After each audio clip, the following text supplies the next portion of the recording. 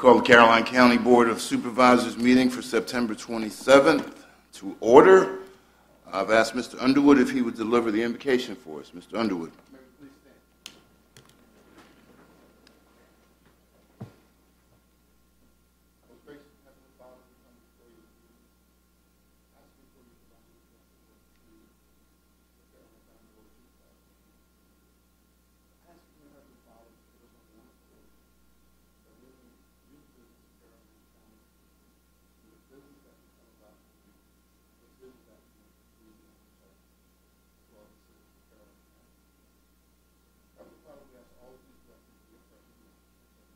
Amen. You'll join with us for the Pledge of Allegiance. I pledge allegiance to the flag of the United States of America, and to the republic for which it stands, one nation, under God, indivisible, with liberty and justice for all. Okay. We didn't have any addendum, did we? No, minutes. Okay. Gentlemen, we have, at this time, it appears we have no amendments to the agenda. We would like to pull off the minutes from the consent agenda. I think, Mr. Seeley, they're waiting for some information from you. Yes, and I told Mrs. Hall that if she doesn't hear from me by noon tomorrow to harass me on the phone, and I will take care of it. Or if you'd like, you can harass him now. She already has. Why wait till later? She already has. So Mr. Seeley's going to take care of that? I will take care of that. All right, so we're going to remove agenda item 3A, which is from the consent. Moving along to opening board comments. Mr. Underwood, you have any opening board comments? No, Mr. Chairman, not this time. Thank you, sir. Mr. Popowitz. No, sir, I do not. Mr. Seeley. Just one. I'd like to thank the Sheriff's Office. Currently, our fire trucks in Sparta are parked at the Salem Baptist Church and then on the other side of 630 where the road's washed out. And the Sheriff's Office is regularly, on about a 2-hour basis, going down to check on the trucks and make sure everything's okay and checking on the fire station. I'd like to thank them for all that. Mr. Akers? No, opening board comments. Okay, I have one and then a calendar item, which I guess we can address in front. The first one is to just say how proud I was of the county at the Caroline Promise event. I'm not sure if you've seen on the county website, there are quite a few pictures of Mrs. Alma Powell, who came down from the Washington area and represents America's Promise, and we had a great program. There were several different churches, several different youth groups who did things. I wanted to say a special thanks to Mr. Parton and Mrs. Hall for making the county really look good and all those that participated.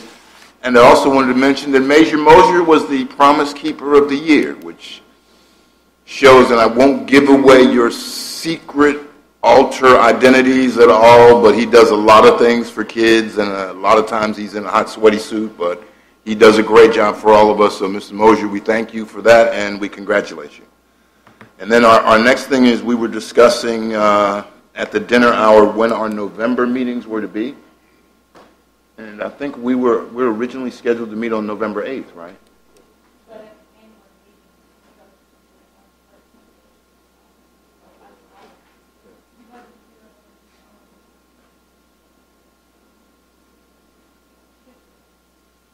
On the 15th. So we would have a meeting on the 15th and 22nd. I think the board was looking at maybe doing one on the 1st, which is the week before the election day, and then again on the 22nd, if that was okay. That seems like what the board had agreed to, so is it possible we could make those arrangements? I guess I'll need a motion to that effect and full concurrence of the board. So moved, Mr. Chairman. Second. Okay, motion made by Mr. Underwood, seconded by Mr. Popowitz, that our November meetings would be at the same start time, but on November 1st we will meet at 6 o'clock, and on November 22nd we will meet at 6 o'clock, and we'll probably have to advertise again just to make sure there's no confusion. So we're meeting on 1st, 22nd, discussion on the motion. All those in favor say aye. Aye. Those opposed, nay. Motion carries unanimously, and we will move on to agenda item number 1, which is presentations. Mr. White is here.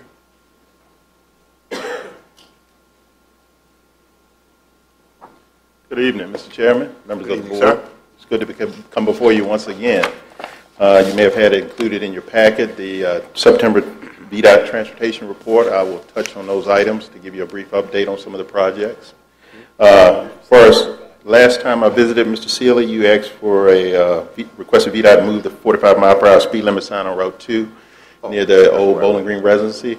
Under the torrential storms and rains we've had, we've been quite busy, so we will still be evaluating that and get back to you in the next session.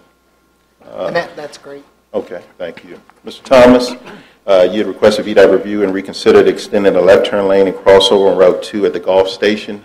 In your packet, we included a diagram. Our traffic engineering looked at that, evaluated.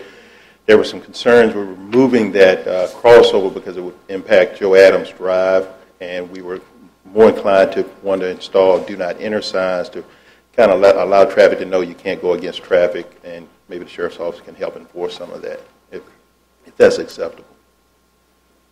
Well, it will, like I said before, we'll try that as the first solution. If that works, then we'll be happy. If not, we'll come up with some other solutions. Okay, appreciate that. Thank you.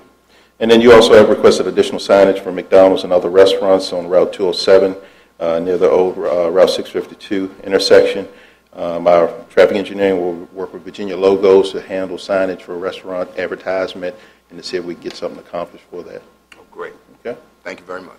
As far as construction projects, bridge joint rehab work is occurring district-wide. It's ongoing, and construction is looking to be completed by November 21st, 2011. And Route 207 westbound bridge over Mattabanai, that project is to rehab the piers and abutments. That's underway. I-95 bridges over the CSX and the railroad crossing. The project is to rehab superstructures and to replace bearings. It's underway, and construction is in progress. There may be some lane closures on the northbound and southbound lanes as that progresses. Preliminary engineering, the Route 639 Ladysmith Road design is underway. It's progressing pretty quickly, and that they're scheduling a design public hearing and on October 27th from 4 to 7 p.m. And citizens, there will be notices posted in the newspaper and provided to the county for citizens to come in and review the project and make comments if you like. Let's see. As far as maintenance items, Mr. Jake Porter, our residency administrator, he's here with me tonight. He'll come up and conclude after I'm finished with my portion and give you some updates on some of the construction and maintenance projects going on in the county. So I'll overlook that. And then as far as planning and investment management, fiscal year 2013 revenue sharing program, that's where VDOT matches dollar for dollar if localities want to have money matched by VDOT. That program the window is opening now. So if you're interested, you would need to submit your application to VDOT by November 1st on which project and how much funding you would like to seek. And the requirements have changed. It used to be $1 million and matched by $1 million with VDOT. That has increased up to $10 million, where localities can have dollar for dollar match if it gets approved by the CTB. And then by December 1, we would need a resolution from the board of certifying and approving that's the project and the amount of funding they would like to apply. As far as land use activities, in August 2011, we didn't have any plans submitted or site plans or plats submitted from the county for review, and so we will continue to assist when needed. And then as far as for the calendar year, we've had 44 total, 27 site plans and 17 plats. And that concludes my portion. I'll turn it over to Jake now that may want to update you on some of the activities from the maintenance side. Okay. Thank you, Mr. Chairman. Thank you, Rodney. Real briefly, if you forgive me for my attire, I left my dress clothes at my daughter's, on the way to my daughter's bus stop. It's at the house still, but I apologize. Did the dog eat your homework too? No, sir, but that may come up later. You are, as long as you're dressed, you're fine. Yes, sir, thank you. Maintenance projects, asphalt patching routes 633, 640, 646, 654, 600, 601, and 663. Still reviewing and assessing damage. Route 625, Birds Mill Pond Road, a detour currently in place. And one of the items outstanding on that is getting in contact with the property owners and letting them know their full responsibilities and and where VDOT, if they choose to hopefully repair the dam, that VDOT would come in and do the road work after the dam was repaired. Review and assessing damage on Route 630 Sparta Road, detour currently in place. If you have any, I'll pause afterwards for questions on those. Other maintenance activities, all scheduled activities completed as weather permits. Bridge cleaning district-wide, Route 301 over Rappahannock River. Add November 2011. Traffic to be reduced 1 lane each direction. Drainage maintenance on routes 643, 301, 17, 721, 645, 618, 654, 651, 607, 648, and 652. Patching countywide. You can read the routes. Brush removal on following routes after that. Gravel road maintenance on route 766, 693, and mowing on primary and secondary routes area-wide, which will be a right-of-way to right-of-way mow, so it'll be the entire right-of-way. I also offered up, you have with you Caroline County paving schedule just as a brief update, and I can just summarize for you. It's a lot of data. The first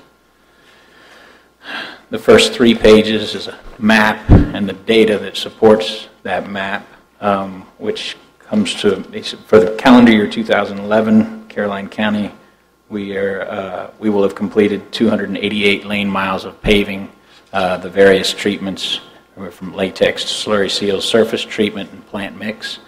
So 288 lane miles out of Caroline's, and this is on primaries and secondaries, out of Caroline's 1,397 total lane miles. So it's approximately just over 20% of all Caroline County primaries and secondaries were touched with some type of asphalt maintenance, surface maintenance practice this year. Next year, in the page 4 and the following pages, you'll see the routes proposed for calendar year 2012. And forgive me for not paginating all of these, but after the second map insert,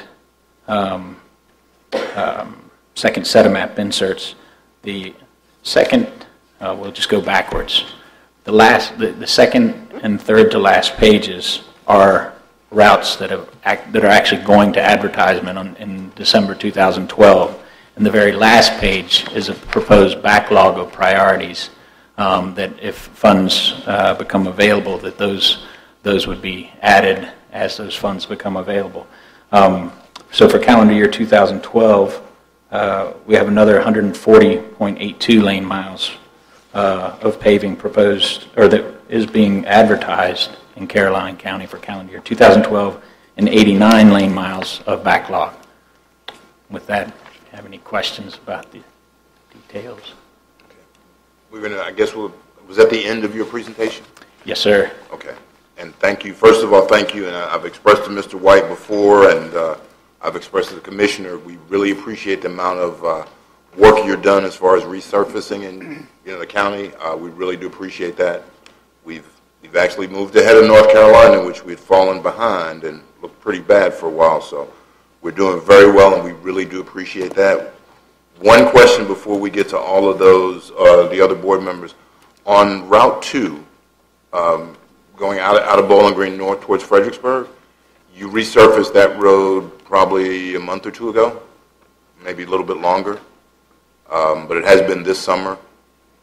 And the question is, there used to be on that road centerline reflectors, and they're very good when the weather's bad or when it's really dark. And I was just wondering if VDOT had made the policy of no longer including those after resurfacing, or if that was just an omission. I'll find the technical answer on that, but I believe the answer is no. I don't think we have a policy not to use centerline reflectors, but I can find out why that might be. Some cases when we use, depending on the type of pavement marking, what do you call it, the illuminance, the reflectivity right. of some of the current pavement markings that are available may be equal or greater than some of those. But I'm not sure in this particular case. I'll find out why the centerline reflectors were not put back in. Is that what you're? Yes. Yes, sir. We will find out. I know it would probably be a big hassle to do it now because they've already paved, they've already painted, but if you're out there and it's raining really hard, the road looks a lot different with those reflectors. So. Yes, sir. we will get the answer. I will get the answer on that. We'll respond. Okay. Yes, sir. Thank you very much. Mr. Underwood, questions? Yes, sir. Mr. White, I wanted to discuss 782 and 207 from the church. Okay. Newly constructed intersection. If you're coming on 652 and you make the left turn at 782, you want to go to Valero, you literally have to go through the property Of Mr. You're not on. You're not on. All right. Through the property of Mr. Elliott, it's the Exxon gas station. Okay.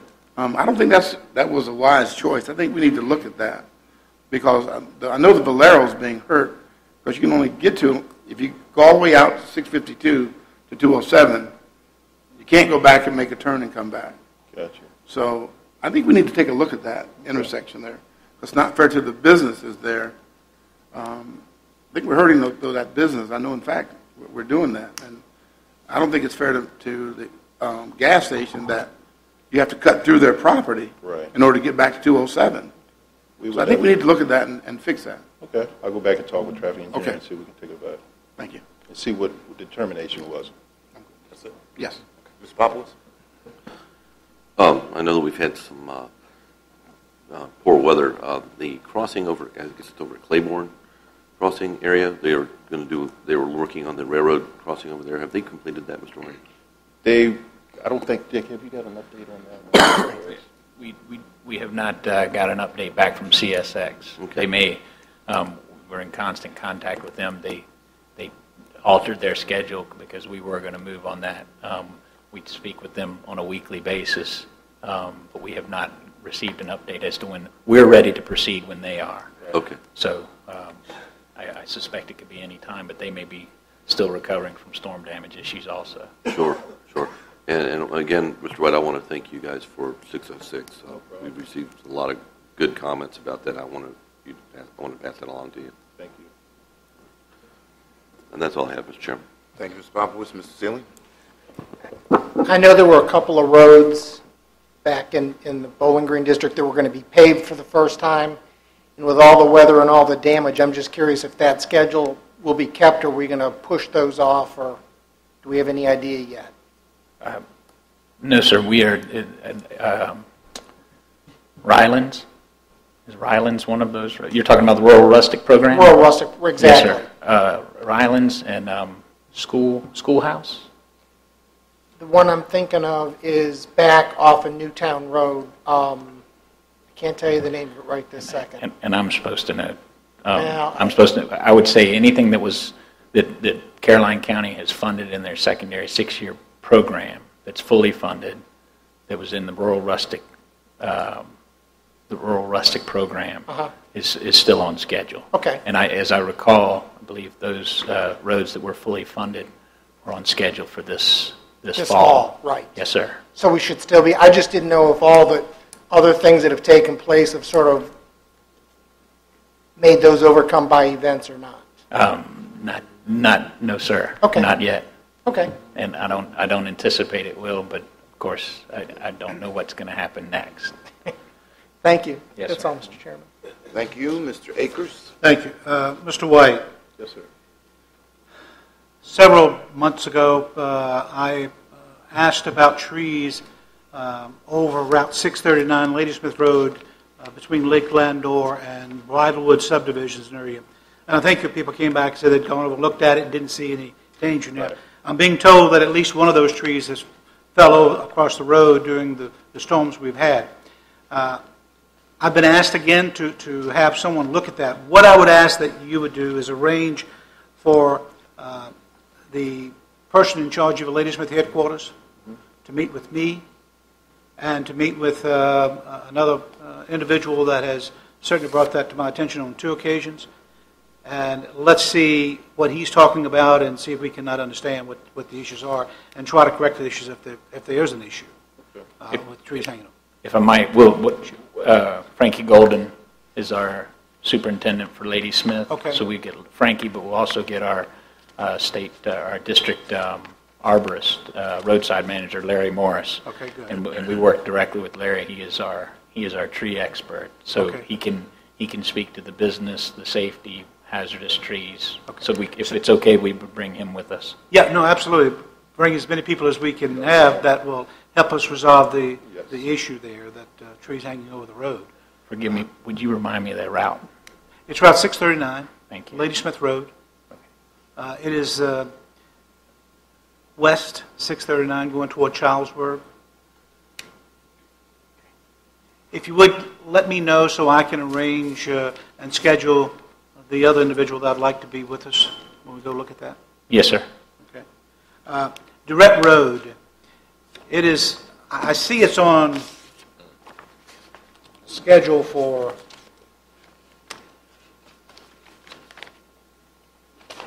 it's next to the last page. I'm not sure what you said that was. Forgive me for the pagination. So not the last page? It's page 2 of 2, but it's next to the last page, and it's Route 722, and that's Durrett Road, but it doesn't show. Oh, 622 is Durrett Road. 622 is Durrett Road. So it is not on here. I'm sorry. Okay. But my question is, and my concern is, doing all the rains that we've had in the past couple of months, that road has become extremely ruddy. It's just it's in bad shape. It is a gravel road. So if we can have someone to go out to look, and Mike, I talked to you about it, and I'm not sure what you found out. I had talked to Mr. Golden about that. Okay. As well as the driveway. And right. But again, if we could get someone out there to do something with those roads and let me know what you're doing so I can let the homeowners know that have contacted me about the issues, the ruts and the issues they have with that road. It's 622 Durrett Road. Yes, sir. And Mike, they have talked about the revenue sharing. November 1st, are we working on? Yes, sir. We've actually had some conversations with some of the officials. Recently? Not within the last week and a half, but we're looking at some changes that try to make that work. Okay. Thank you all. Thank you. Okay, gentlemen, I guess the last one is just purely informational for me. We just got your report today, but on page 1 or 2, whatever, third from the last one, it just says different surface treatments you're using, and it's really more of a curiosity. But for the Rogers and Clark, which is the main road, you're using latex, or at least that's what the header is, latex. And then the others are slurry or surface treatment. Yes, sir. Latex, or? The latex treatment, actually, all of these treatments are considered maintenance, under the umbrella of maintenance. Okay. But each one of them has a different degree of a life cycle to it. We will not put a latex or a slurry seal treatment on a road that is degrading to a point where the surface needs to be replaced. Whenever we put on a latex or a slurry seal, that is a pavement that we're actually able to extend the life. In some cases, if you do latex or slurry treatment every 5 years, you can extend the life of a pavement almost indefinitely. And I know that's a stretch, but I don't know that we've ever tried it. Okay. But if we hit a pavement that's, say, 5 to 7 years old and do these latex and slurry treatments, it can be almost as if it have the same integrity for many years beyond that. When you jump to the surface treatment, a surface treatment actually provides almost a new pavement surface and has much more structural integrity to it. So we'll do a surface treatment on, actually most of our gravel roads, most of our ruralistic roads will use surface treatment because it provides more than an adequate pavement surface and has an extended life cycle to it. The plant mix is when we're getting into, in fact, putting in a 20 to 30 year pavement, a newly constructed pavement that's required because the pavements that are there are so degraded. So the latex is really plastic, right? It is that latex, right? No, Or rubber? it actually has gravel. Actually has gravel and sand in it, but it provides a seal to prevent. It basically seals the asphalt to prevent moisture. So it is like a plastic seal that goes on top of it. It's I believe it's a polymer based. Okay. I'm not, Okay. So yeah, there's probably another expert in here which is offering some comments, but I do know that we'll prescribe the latex and we'll prescribe the slurry for preventive maintenance. And just, the latex part got my curiosity. So theoretically, we could look for more roads as these roads, you're trying to save them, every 5 years, we'll look for more roads to have that latex treatment, or is that something that's just reserved for major highways? No, actually, latex, you wouldn't see a latex or a slurry seal on an interstate pavement because of the loads, because of the traffic volume. But you would see latex or slurry seal on some of their primaries and secondaries. That's what I was thinking, primaries. Yeah, I'm not thinking the interstate because we don't have anything to do with that. But, okay. I could offer an observation just compared to the other counties and other areas, especially in the Fredericksburg residency. The latex and the slurry seal in this county is indicative of these roads being maintained very well for some time. In other words, and maybe I shouldn't have said that, but comparatively to other counties, we do incredibly well here from an objective standpoint. We always need to do better, but the fact that we have so many miles that we're using latex and slurry seal is evidence of us in protecting investments that have been made here and doing them at the right time to extend the life cycle of these assets. That's kind of what I wanted to hear you say. Okay. That's exactly what I wanted to hear you say, is because you're doing this, you're trying to make a major investment in Caroline to keep the roads going longer, and when we get all the center line reflectors in, everything will be great. There you go. Okay. Yes, sir. Gentlemen, I think that's it for us. We, again, appreciate your time. I know how busy you are. We appreciate you coming to talk to us, and we appreciate all VDOT's doing. So, thank you. Thank you all. Okay, agenda item number 1A, I guess, or B, Mr. Howard. Review of the 2011 Department of Parks and Rec Summer Camp Program. Okay, I'll say good evening to Good evening, sir. guys. It's good to see you all. Tonight, as I just want to give you some basic information on the summer camp program. As we know that it's a program that is very important to the county and is one that I'm always thrilled about trying to give you some input on information about the program. This past summer, unexpectedly, the summer camp program did not increase its numbers. However, the optimism to that is that it did stay steady. We had approximately about 52 kids, which was similar to last year. However, there were some ups and there was some downsides, and there was some good sides to that. The downside to that is that we had started out offering the program in 3 locations. That was in Ladysmith, Bowling Green, and in the Don community. We only had the sites in Ladysmith and Bowling Green this year. Bowling Green, after a 1-year hiatus, did recover. We did not have a site last year there, and we were able to get some children to come to that site this past year.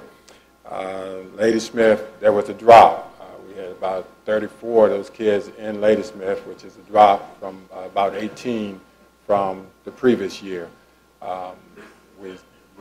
Spacing has not been a problem. Transportation has not been an issue. So it was just that the program has yet to recover from the 2 or 3 years ago since we had to increase the price of the program. But the program, I must say, has been a good program because the numbers have stayed steady.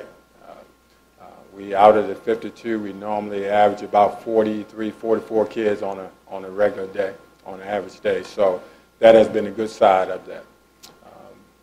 We taking the children to the various sites, locations. They take more trips now than what they've ever done before. Staffing for the site has been great. As far as since we've been advertising to get more folks to work the program,